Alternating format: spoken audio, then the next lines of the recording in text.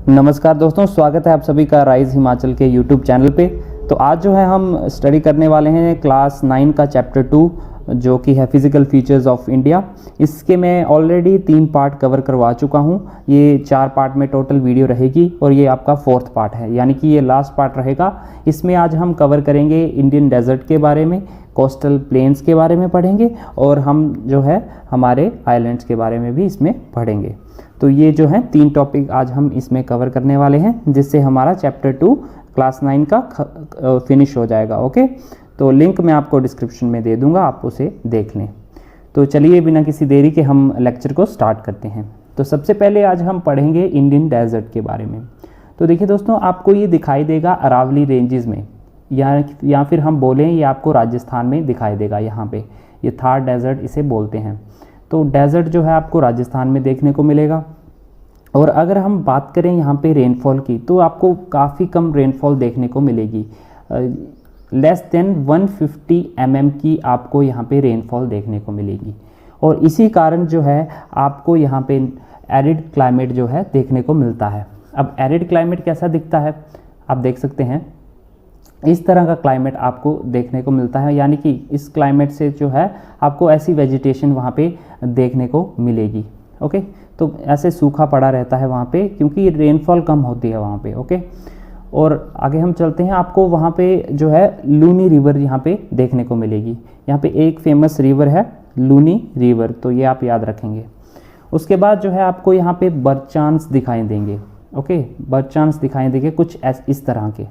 बर्चांस क्या होते हैं कि यहाँ पे जब विंड फ्लो करती है, तो इस तरह अगर आपकी विंड फ्लो कर रही है तो आपके विंड फ्लो करने से कुछ ऐसे रेत के टीले बन जाते हैं पहाड़ की तरह कुछ। ओके, जो राजस्थान में रहते होंगे या फिर जो गए होंगे कभी राजस्थान में, उन्हें पता होगा। तो इस तरह के कुछ जो हैं जो रेत के टीले बन जाते हैं जब हवा चलती है, तो इसे जो है बर्चांस बोला जाता है या फिर ड्यून्स बोला जाता है। ये जो बर्चांस है ये क्रिसेंट शेप के होते हैं। तो ओके, तो क्रिसेंट शेप के इस तरह शेप के जो हैं आपको देखने को मिलेंगे, तो ये इन्हें बोलते हैं बर्चांस। अगर आप जाएंगे इंडो पाक बाउंड्री पे, तो उस साइड आपको देखने को मिलेंगी लॉन्गिट्यूडनल ड्यून्स। ओके, तो वो सीधी तरह की जो है लहरें रहती हैं। यहाँ पे आपको ये वाली ये क्रिसेंट शेप की है, इसे बर्चांस बोला जाता है। तो ड्यून्स आपने याद रखना है। बर्चांस क्या होती हैं, ये ड्यून्स होती हैं एक प्रकार की। ओके, चलो आगे बढ़ते हैं। आगे अब हम पढ़ने जा रहे हैं कोस्टल एरियाज़ के बारे में। ओके, तो हम पढ़ेंगे अब कोस्टल एरियाज़ के बारे में। अगर आप बात करें कोस्टल एरियाज़ की, तो आपको यहाँ पे वेस्ट कोस्ट दिखाई देगा और ईस्ट कोस्ट दिखाई देगा।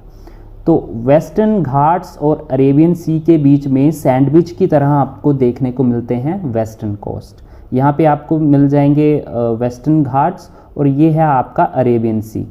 तो इन दोनों के बीच में यहाँ पे आपको देखने को मिल जाते हैं वेस्ट कोस्ट। ओके, तो ये आपने याद रखना है। आपको मैप को याद करके यहाँ पे जियोग्राफी को कवर करना है, तो आपके लिए इजी रहेगा। अगर हम बात करें वेस्टर्न कोस्ट की, तो देखिए यहाँ पे आपको 3 पार्ट में ये डिवाइड देखने को मिल जाता है, 1 2 3। ओके, तो ये वाला रीजन इसे क्या बोलते हैं, ये आपका रीजन जो है आपको मुंबई से गोवा तक देखने को मिलता है, जिसे बोलते हैं कोंकण प्लेन्स। ओके, मुंबई से गोवा तक का यहाँ तक का प्लेन जो है इसे बोलते हैं कोंकण नॉर्दर्न साइड में, और सेंट्रल वाले प्लेन को बोलते हैं कन्नड़ प्लेन। जो गोवा से लेके आगे आपका जो कर्नाटका वाला रीजन है, ये आपको कन्नड़ वाला प्लेन्स देखने को मिलता है। और सबसे साउथ वाला रीजन को बोलते हैं मालाबार रीजन, जिसमें केरला आ जाता है। ओके, केरला के ये तट वाला रीजन है ये, इसे मालाबार प्लेन्स बोला जाता है। तो वेस्टर्न कोस्ट आपको मालूम होना चाहिए ये 3 पार्ट में डिवाइड है। नॉर्थ वाला कोंकण, सेंट्रल वाला कन्नड़ और जो है साउथ वाला मालाबार प्लेन्स। ओके, तो ये आपने याद रखना है, हमारा ये 3 पार्ट्स में डिवाइड है। तो अगर अब हम बात करें ईस्टर्न घाट्स की, ईस्टर्न कोस्ट की, तो यहाँ पे आपको देखने को मिलेगा ये भी 2 रीजन में डिवाइड है। नॉर्थ वाला रीजन बोलते हैं नॉर्दर्न सिरकार और साउथ वाले रीजन को बोलते हैं कोरोमंडल कोस्ट।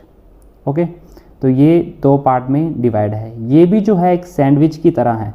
ईस्टर्न घाट्स और ये हमारा बे ऑफ बंगाल के बीच का रीजन है, जिसे हम बोलते हैं ईस्टर्न कोस्ट एरिया। तो नॉर्दर्न पार्ट कौन सा हुआ, नॉर्दर्न सिरकार बोलते हैं, और साउदर्न पार्ट को बोलते हैं कोरोमंडल कोस्ट।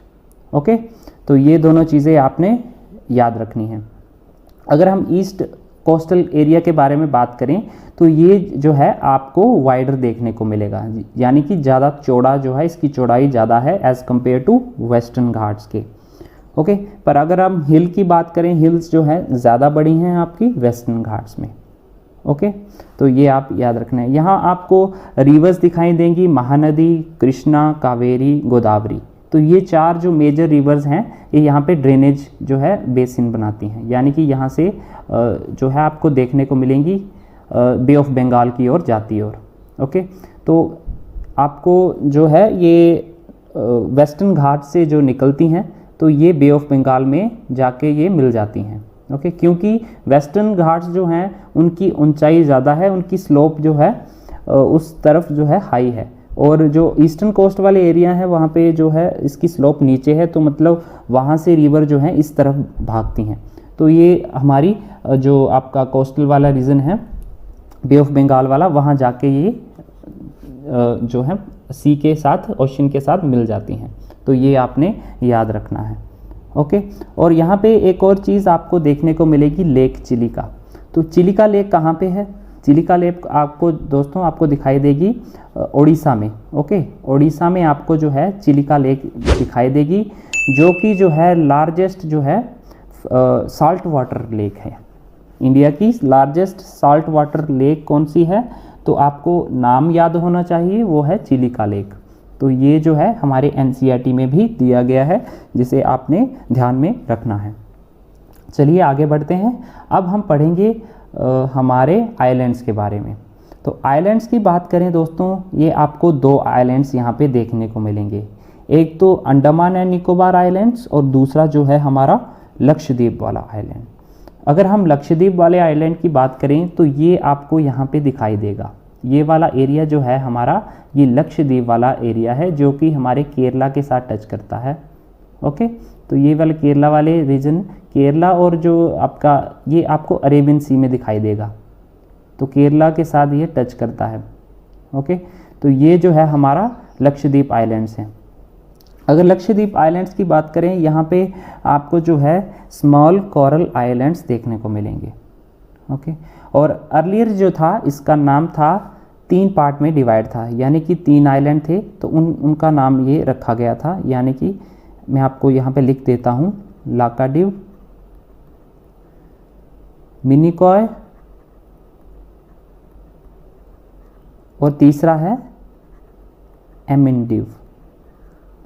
तो ये 3 नाम थे पहले लक्षद्वीप के, और उसके बाद जो है 1973 को जो है लक्षद्वीप जो है इसका नाम रख दिया गया था। तो पहले इनके नाम थे लैकेडिव, मिनिकॉय और एमिनडिव। तो आपको एग्जामिनेशन में पूछा जा सकता है कि ये किनके नाम है, तो ये थे हमारे लक्षद्वीप के पार्ट में। और ये कब लक्षद्वीप बनाया गया था? 1973 को ये आपका लक्षद्वीप बनाया गया। अगर हम लक्षद्वीप के एरिया की बात करें तो ये काफ़ी कम एरिया यहाँ पे आपको देखने को मिलेगा, लगभग 32 किलोमीटर स्क्वायर का एरिया यहाँ पे आपको देखने को मिल जाता है। और अगर आप इसकी कैपिटल की बात करें या फिर एडमिनिस्ट्रेशन हेडक्वार्टर्स की बात करें तो इसका नाम है कारावाती। तो कारावाती जो है इसकी एडमिनिस्ट्रेशन कैपिटल है, तो ये आपने याद रखनी है। एक और बात, यहाँ पे आपको पिट्टी जो है, पिट्टी वाइल्ड बर्ड सेंचुरी देखने को मिल जाती है। ओके, पिट्टी वर्ल्ड सेंचुरी यहाँ पे आपको देखने को मिलेगी। तो ये भी जो है हमारा एनसीईआरटी में दिया गया है। जो मैं यहाँ पे कवर करवा रहा हूँ वो सभी जो है आपके एनसीईआरटी में दिया गया है, तो वही आज हम यहाँ पे डिस्कस कर रहे हैं। तो इसके लिए आपको जो है ध्यान से पढ़ना है ऐसे। ओके, तो ध्यान से पढ़िएगा, इस वीडियो को अच्छी तरह से टकटकी लगा के देखिएगा, तभी जो है आपको फ़ायदा होगा। ओके, और मैप्स के साथ ज़रूर पढ़िएगा इन वीडियोस के साथ। ओके, तो मैप्स जो ज़रूर देख के चलना है। तो अगर अब हम बात करें हमारे अंडमान एंड निकोबार आइलैंड्स की, तो देखिए दोस्तों ये आपके 2 पार्ट में डिवाइड देखने को मिल जाते हैं। एक तो नॉर्दर्न वाला पार्ट और दूसरा है ये हमारा साउदर्न वाला पार्ट। ओके, तो ये 2 पार्ट्स में हमारे डिवाइड हैं। नॉर्दर्न वाला पार्ट आपको देखने को मिलेगा, इसका नाम है अंडमान वाला। ओके, तो नॉर्दर्न पार्ट को बोलते हैं अंडमान। और नीचे वाला पार्ट जो सदर्न पार्ट है इसको बोलते हैं निकोबार। तो अंडमान और निकोबार दोनों मिला के इसका ये नाम रख दिया गया है। ओके, तो ये आप याद रखेंगे। अगर अब बात करें अंडमान और निकोबार आइलैंड्स की, तो ये आपको बड़े दिखाई देंगे एज़ कम्पेयर टू लक्षद्वीप। तो ये लक्षद्वीप से बड़े हैं और यहाँ पे आपको कई प्रकार की फ्लोरा एंड फोना देखने को मिलेगी, यानी कि यहाँ पे आपको जो वनस्पति है और यहाँ पे जीव जंतु आपको काफ़ी देखने को मिल जाते हैं। और ये जो हमारा अंडमान एंड निकोबार वाला रीजन है, ये आपको इक्वेटर के पास देखने को मिलेगा और इसी कारण ही यहाँ पे जो है इक्वेटोरियल क्लाइमेट देखने को आपको मिल जाता है, जहाँ पे आपको थिक फॉरेस्ट वगैरह कवर जो है देखने को मिल जाएगा। तो ये इक्वेटोरियल क्लाइमेट जो है अंडमान निकोबार में पाया जाता है। और यहाँ पे एक फेमस बात ये है कि यहाँ पे इंडिया का ओनली एक्टिव वोल्केनो जो है पाया जाता है, जिसका नाम है बैरन आइलैंड। और जो पाया जाता है ये हमारा अंडमान निकोबार के एरिया में पाया जाता है, खासकर आपका निकोबार वाला रीजन, ये वाला रीजन। तो बैरन आइलैंड ओनली एक्टिव वोल्केनो है इंडिया का, वो पाया जाता है हमारा अंडमान निकोबार रीजन में। तो ये जो इम्पोर्टेंट बात है आपने रखनी है। ओके, तो अब हमने जो जो पढ़ा हम उसका कंक्लूजन ले लेते हैं। जो भी चैप्टर में हमने क्या क्या कवर किया वो देख लेते हैं। तो सबसे पहले हमने माउंटेन्स कवर किए थे ना हमने सबसे पहले। तो माउंटेन्स जो है इसकी खासियत क्या है, ये आपको यहाँ पे आपको दोस्तों सोर्स ऑफ वाटर है ये हमारे लिए। और यहाँ पे आपको फॉरेस्ट वेल्थ देखने को मिलेगी, यानी कि काफ़ी ज़्यादा फॉरेस्ट पाए जाते हैं और ये सोर्स ऑफ वाटर है। यहाँ पे आपको पेरिनियल जो है रिवर्स देखने को मिलेंगी, यानी कि जो है पूरे साल रिवर्स बहती हैं। तो मेन सोर्स ऑफ रिवर यहाँ पे आपको ग्लेशियर्स जो पिघलते हैं उनका दिखाई देगा, और मॉनसून वाले टाइम पे आपको यहाँ पे जो है रेन वाटर भी देखने को मिल जाता है। तो इसी कारण ही ये पूरे साल में यहाँ पे आपको रिवर्स देखने को मिलेंगी। अगर हम बात करें नॉर्दर्न प्लेन्स के बारे में, तो नॉर्दर्न प्लेन्स को बोलते हैं ग्रेनरीज ऑफ कंट्री। तो ये भी आपका एनसीईआरटी में दिया गया है, ग्रेनरीज ऑफ कंट्री। ओके, तो ग्रेनरीज ऑफ कंट्री जो है नॉर्दर्न प्लेन्स को बोला जाता है। उसके बाद आपके प्लेटू हैं, प्लेटू के बारे में हमने पढ़ा और इसे बोलते हैं store house of minerals. Okay, तो मिनरल्स जो हैं यहाँ पे आपको सबसे ज़्यादा पाए जाते हैं जो कि प्लेटू में। तो ये इसकी खासियत। ओके, उसके बाद जो है हमारा कोस्टल वाला रीजन, यहाँ पे आपको जो है फिशिंग देखने को मिलेगी, पोर्ट एक्टिविटीज़ देखने को मिलेगी, यानी कि जो भी आपको बंदरगाह देखने को मिलेंगे वो कोस्टल एरियाज़ में ही देखने को मिलेंगे, जैसे कि गुजरात हो गया, गोवा हो गया, अपना कर्नाटका, केरला, तमिलनाडु, आंध्र प्रदेश, उड़ीसा, वेस्ट बंगाल। तो ये वाले जो 9 राज्य हैं ये भी आपको मालूम होना चाहिए। एक्स्ट्रा बात बता रहा हूँ यहाँ पे, 9 राज्य जो ऐसे हैं आपके जो कोस्टल एरिया बनाते हैं, जिनकी सीमाएं जो हैं समुद्र के साथ लगती हैं, वो हमारे हैं 9 स्टेट्स। ओके, तो ये आपने ज़रूर याद रखना है। तो चलो अब हम कुछ क्वेश्चंस देख लेते हैं जो कि एनसीईआरटी में दिए गए हैं, उनके आंसर देख लेते हैं। ओके, प्रैक्टिस भी हो जाएगी इसके साथ साथ आपकी। तो फर्स्ट क्वेश्चन है हमारे पास, a land mass bounded by sea on 3 side. तो आपका जो एक लैंड मास है, अगर वो 3 साइड से आपका जो है समंदर के साथ घिरा हुआ है, यानी कि ओशन के साथ या फिर सी के साथ, तो उसे क्या बोलते हैं? तो उसे बोलते हैं पेनिनसुला। अगर 3 साइड से कोई भी आपका लैंड मास जो है कवर है 3 साइड से, तो उसे बोलते हैं पेनिनसुला। अगर चारों साइड से कवर है तो उसे हम बोलते हैं आइलैंड, जैसे कि लक्षद्वीप आइलैंड देखा हमने और अंडमान निकोबार वाला आइलैंड देखा था। उसके बाद है mountain ranges in the eastern part of India forming its boundary with the Myanmar are collectively called. तो म्यांमार के साथ जो बाउंड्री लगती है तो उसे क्या बोलते हैं? देखिए हमने असम वाला रीजन जो हमने देखा था, असम वाला रीजन, अरुणाचल वाला, मणिपुर वाला, मिजोरम वाला, नागालैंड वाला, तो ये वाला रीजन जो है नॉर्दर्न ईस्टर्न पार्ट का, इसे हम बोलते हैं पूर्वांचल। ओके, तो ये आपने याद रखना है। नॉर्थ ईस्ट वाला रीजन को बोलते हैं पूर्वांचल। नेक्स्ट क्वेश्चन है, the western coastal strip south of Goa is refer to as. तो वेस्टर्न कोस्टल स्ट्रिप जो है साउथ ऑफ गोवा, देखिए हमने बात की थी वेस्टर्न घाट्स के बारे में, वेस्टर्न जो है आपका कोस्टल एरिया, तो सबसे नॉर्दर्न वाला हमने क्या पढ़ा था? तो नॉर्दर्न वाला था कोंकण वाला एरिया आपका, बीच वाला सेंट्रल वाला एरिया था कन्नड़ का एरिया, कन्नड़ वाला, और जो साउथ वाला था वो हमारा था मालाबार, जो केरला वाला रीजन था। तो ये 3 पार्ट में डिवाइड था। तो यहाँ पे बात की जा रही है साउथ ऑफ गोवा की, यानी कि गोवा तक का पार्ट जो हमारा था, मुंबई से लेके गोवा तक का, वो हमारा था कोंकण का। तो यहाँ पे बात की जा रही है कन्नड़ वाले रीजन की। तो साउथ ऑफ गोवा यानी कि कन्नड़ वाला रीजन यहाँ पे बात की जा रही है, तो इसका आंसर होगा सी।